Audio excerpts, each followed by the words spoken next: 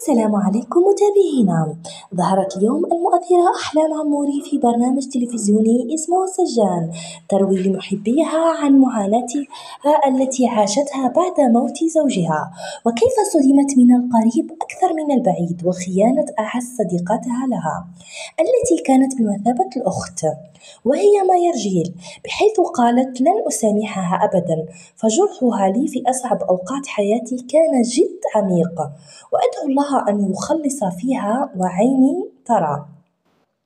وتطرقوا أيضا إلى أخذ صبر الآراء من الشعب ليروا مدى قبول وحب المتابعين لأحلام عموري، إلا أنها كانت صدمة كبيرة لها، فالأكثرية من الشعب أكدوا أنهم لا يعرفونها ولا يحبون المؤثرين لأنهم لم يقدموا إضافة هادفة أو شيء جميل للمجتمع من غير التفاهة والرداءة.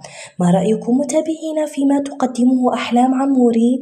شكرا لكم متابعينا، نرجو منكم الضغط على زر الإعجاب والمتابعة.